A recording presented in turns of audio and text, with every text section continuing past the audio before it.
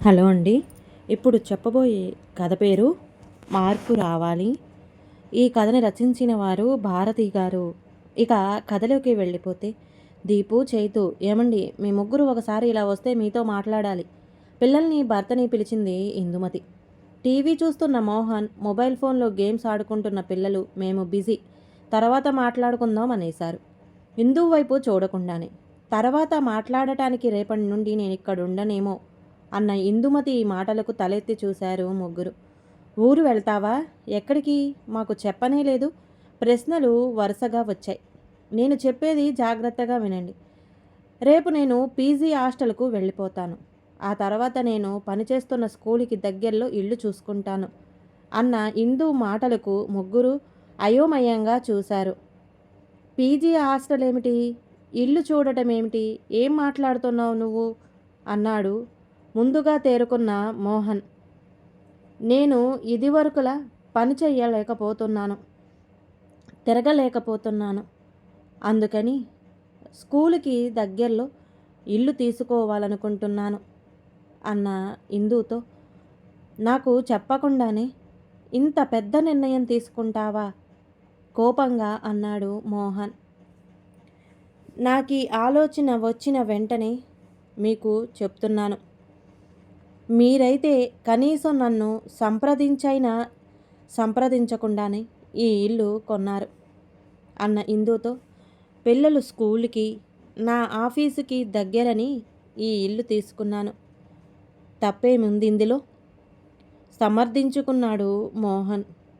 నాకు పెళ్ళయి దగ్గర 25 సంవత్సరాలు అవుతుంది. ఎప్పుడు మీకోసమనో పిల్లల కోసమనో తప్పించి నా కోసమని నేనేమీ చేసుకోలేదు. పోనీ మీ ముగ్గురిలో ఎవరైనా నా కోసం ఏమైనా చేశారా అంటే అది మీకే తెలియాలి. ఇప్పుడు నేను నా కోసం స్కూలుకి దగ్గరలో ఇల్లు తీసుకుంటున్నానంటున్నాను. అందులో కోపం తెచ్చుకోవలసిన విషయం ఏముంది? సీరియస్గా అడిగింది ఇందు. అమ్మ గొంతులోని తీవ్రతను గమనించిన పిల్లలిద్దరికీ అర్థమైంది, ఇదేదో ఆషామాషీ వ్యవహారం కాదని. నేనేం చేసినా మన కోసమే కదా, సమర్థించుకున్నాడు మోహన్. మనలో నేనెక్కడున్నానా అన్నదే నా ప్రశ్న అంది ఇందు. ఇదంతా నీకోసం కాకపోతే ఇంకెవరి కోసం అన్న మోహన్ మాటల్లో పసలేదని పిల్లలకు కూడా అర్థమైంది. గతాన్ని తవ్వటం నా అభిమతం కాదు. మీరెలా తీసుకున్నా ఇన్నాళ్ళు నేనందరి విషయంలో బాధ్యతగా ఉన్నాననే అనుకుంటున్నాను. నా శరీరంలో పటుత్వం తగ్గి నేను వెనకటిలా పని చేయలేకపోతున్నాను. నా గురించి నేను శ్రద్ధ తీసుకోవలసిన సమయం వచ్చింది. నా గురించి నేనైనా పట్టించుకోకపోతే నా ఆరోగ్యం దెబ్బతింటుంది. అందుకే ఆలోచించి మా స్కూలుకి దగ్గరలో ఇల్లు తీసుకోవాలనుకుంటున్నాను. నాతో ఉండాలనుకుంటే మీరు రావచ్చు. కానీ ఒక షరతు. నా నుండి మీరేం ఆశిస్తారో అక్కడ మీరు అలా ఉండాలి. సింపుల్ చెప్పింది ఇందు. అర్థమయ్యి కానట్టయిన మాటలు అంటే ముగ్గురు ఒకేసారిగా అడిగారు. ఏముంది? తెల్లవారి లేవగానే మీకు కాఫీలో, టిఫిన్లో, క్యారేజెస్ బాక్సులో ఇంకేవేవో మీ అవసరాలు నేనెలా తీర్చాలనుకుంటున్నారో మీరు అవన్నీ చేయాల్సి ఉంటుంది. ఒక మాటలో చెప్పాలంటే అందరం కలిసి పని చేసుకోవాలక్కడ విడమరచి చెప్పింది ఇందు. అమ్మో, నీ అంత తొందరగా లేవడం నా వల్ల కాదు. అయినా రాత్రంతా చదువుకొని లేటుగా లేస్తాం మరి. లేటుగా లేవడాన్ని సమర్థించుకుంది దీపు. నీకు అలవాటైన పనులు మమ్మల్ని చెయ్యమంటే ఎలా? కాస్త విసుగ్గా అన్నాడు మోహన్. అది కాదమ్మా, మాకు అలవాటు లేని పనులు. అదీ కాక నువ్వైతే ఏ పనైనా బాగా చేస్తావు ఆలోచనగా అన్నాడు చైతన్య. చేస్తుంటే అదే అలవాటు అవుతుంది. బాధగా చిన్న నవ్వు నవ్వింది ఇందు. నా సంగతి విడిచిపెట్టు. పిల్లలు ఇంకా చిన్నవాళ్ళు, వాళ్ళని విడిచి ఎలా వెళతావు? దీపు 3rd ఇయర్ ఇంజనీరింగ్ చేస్తుంది. చైతు తొందరలో ఇంజనీరింగ్ కాలేజీలో జాయిన్ అవుతాడు. ఇంకా వాళ్ళ వెనక ఉండి చదివించాల్సిన అవసరం లేదు. ఎలా ఉంటే మంచిదో వాళ్ళకి గ్రహింపుకొచ్చిన వయసు. అయినా నేను విడిచి వెళతాననలేదు కదా. మిమ్మల్ని రావచ్చంటున్నాను.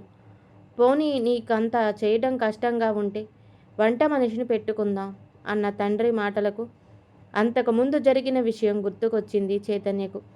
అమ్మకి ఒంట్లో బాగోలేనప్పుడు వంట మనిషిని పెడతానంటే వంట మనిషి వెనక ఉండి పని చేయించడమే పెద్ద పని. వాళ్ళు మనలాగా చేస్తారా ఏమిటి? అయినా వంట ఎంతసేపు? కుక్కర్ పెట్టేసి ఒక కూర చేస్తే సరిపోతుంది. మేమేమైనా అది కావాలి ఇది కావాలి అంటున్నామా? ఏది పెడితే అది తింటున్నాం కదా, డబ్బులు దండగ కాకపోతే అన్న నానమ్మ ఒక్క రోజైనా కుక్కర్ పెట్టడం తను చూడలేదు. నీ వంట రుచి ఎవరికీ రాదు. అయినా నీకంత కష్టంగా ఉంటే మేము సాయం చేస్తాంలే అన్న నాన్న కనీసం కాఫీ కలుపుకోవడం కూడా తను చూడలేదు. తన క్యారేజ్ కాక తామందరికీ బాక్సులు కట్టి నానమ్మకి టేబుల్ మీద అన్నీ సర్ది మళ్ళీ స్కూల్ నుండి వస్తూనే వంటగదిలో దూరి అందరి అవసరాలు నోరెత్తకుండా తీర్చే అమ్మ ఎంత బాధపడకపోతే ఇప్పుడు అలా అని ఉంటుందోనన్న ఆలోచనలో ఉన్న చైతన్య, ఇలాంటి ఆలోచన నీకెలా వచ్చింది? అయినా నువ్వు వెళ్ళిపోతే ఇంట్లో ఎలా? అమ్మ పెద్దది, పిల్లలు ఇంకా చిన్నవాళ్ళు అన్న తండ్రి మాటలకు నమ్మలేనట్టు చూశాడు. మరి అమ్మ గురించి ఎవరు పట్టించుకుంటారు? ఒక్క రోజైనా అమ్మకెవరైనా చేశారా అంటే లేదనే సమాధానమే కనిపిస్తుంది. తనకే ఇలా అనిపిస్తే అమ్మ ఆలోచనలు. తల్లి వైపు చూశాడు. కోపాన్ని బాధను అణుచుకుంటూ అమ్మ అది చూసిన వెంటనే నేను కూడా నీతో వస్తాను, నువ్వు రెస్ట్ తీసుకో అమ్మా అని గదిలోకి తీసుకువెళ్ళిపోయాడు చైతన్య. తండ్రి కూతురు మిగిలారు హాల్లో. నేనేం చేశానని మీ అమ్మ అంత బాధపడాలి? బాగానే చూసుకుంటున్నాను కదా అన్న తండ్రి మాటలకు రాత్రి తాను విన్న మాటలు గుర్తుకొచ్చాయి దీపుకి. సుశీలకు ఒంట్లో బాగోటలేదట, ఇక్కడికొచ్చి రెస్ట్ తీసుకోమన్నాను అన్న నాన్న మాటలు అమ్మ ఈ నిర్ణయం తీసుకోవడాన్ని ప్రేరేపించాయా? నానెప్పుడు అందరికీ రెస్ట్ తీసుకో అంటుంటారు, కానీ పనెవరు చేస్తున్నారు అమ్మ తప్పించి? నువ్వు రెస్ట్ తీసుకో, మేం చూసుకుంటాం అని ఒక్కసారైనా నాన్న అమ్మతో అనడం తానెప్పుడూ వినలేదు. ఎప్పుడు నాన్నకు ఆ విషయం గ్రహింపుకు రాలేదా? మరి అమ్మకు రెస్ట్ అక్కర్లేదా? సుశీలతకు గర్భసంచి ఆపరేషన్ అయ్యాక ఒక్కదానివి పనంతా ఎలా చేసుకుంటావు? ఇక్కడే రెస్ట్ తీసుకో అని 3 నెలలు దాటాక వాళ్ళింటికి పంపించారు. పోనీ అత్తేమైనా ఉద్యోగం చేస్తుందా అంటే ఇంట్లో ఉండే మనిషే. అటువంటి అత్తకే 3 నెలలు రెస్ట్ కావలసి వస్తే అమ్మకు అదే ఆపరేషన్ అయి ఇంకా 2 నెలలు దాటలేదు. పెట్టిన సెలవైపోయి వారం రోజుల క్రితమే స్కూల్లో జాయిన్ అయ్యింది. ఇంట్లో పనంతా అమ్మే చేసుకుంటుంది. అటువంటిది ఇప్పుడు సుశీలతను రెస్ట్ తీసుకోవడానికి రమ్మన్నానని నాన్నంటే అమ్మకి కోపం రావడంలో ఆశ్చర్యమేమీ లేదు. పోనీ నానమ్మ కానీ అత్త కానీ ఏమైనా సాయం చేస్తారా అంటే చెయ్యకపోగా అదేదో హాస్యంలా వంకర మాటలు అంటూనే ఉంటారు. వాళ్ళ సంగతి పక్కన పెడితే తానెప్పుడైనా అమ్మకి సాయం చేసిందా? చదువుకుంటున్నాం కాబట్టి అదే పెద్ద పనని తామనుకుంటున్నారు. లేటుగా పడుకున్నాం కాబట్టి లేటుగా లేస్తున్నామని అమ్మతో అంది తాను. కానీ అమ్మ ఎంత లేటుగా పడుకున్నా ఉదయం 5 గంటలయ్యేటప్పటికి లేచి పని మొదలు పెడుతుంది. మరి అమ్మకు నిద్ర విశ్రాంతి అవసరం లేదా? అమ్మ పని చేస్తుంటే తామందరూ గదుల్లో దూరిపోయి ఫ్రెండ్స్లో కాలక్షేపం, కబుర్లు, వీడియో గేములు, నాన్నమ్మ టీవీ ముందు. అమ్మ ఎప్పుడైనా తనకి పని చెప్పబోతే ఇప్పటి నుండి దానికి పనులెందుకు చెప్తావు? రేపు పెళ్ళయ్యాక వాళ్ళింట్లో అదే చెయ్యాలి కదా అంటుంది నానమ్మ. తమ్ముడికి పని చెప్పబోతే మగపిల్లవాడికి పనులు చెప్తావా? నేనెప్పుడూ నా పిల్లలకి పనులు చెప్పలేదని నానమ్మ వెనకేసుకొస్తే అదేదో గొప్పగా అనిపించేది. కానీ నానమ్మ ఉద్యోగం చెయ్యలేదు కదా. అటువంటప్పుడు నానమ్మకి అమ్మకి పోలికేమిటి? తనకెందుకు ఈ విషయం తోచలేదిన్నాళ్ళు? అమ్మకి తమ మీద ఉన్న ప్రేమని, బాధ్యతని ఆమె బలహీనతలుగా తాము అడ్వాంటేజ్ తీసుకున్నారా అంటే అవుననే సమాధానమే వచ్చింది. దీపుకి ఒక మనిషి పనిచేస్తుంటే తామందరూ బాధ్యతారహితంగా ఉన్నారన్న భావనే దీపుకి సహించలేదు. అదే సమయంలో ఈ లోకంలో మీ అమ్మ ఒక్కతే ఇంట్లో పనిచేస్తున్నట్టు బాధపడుతుంది ఎందుకని? ఆడవాళ్ళు ఇంట్లో పని చేయడం ఎప్పుడూ ఉన్నదే కదా అన్న తండ్రి మాటలకు చెప్పలేనంత కోపమొచ్చింది దీపుకి. ఇంకా ఏ కాలంలో ఉన్నారు నాన్న మీరు?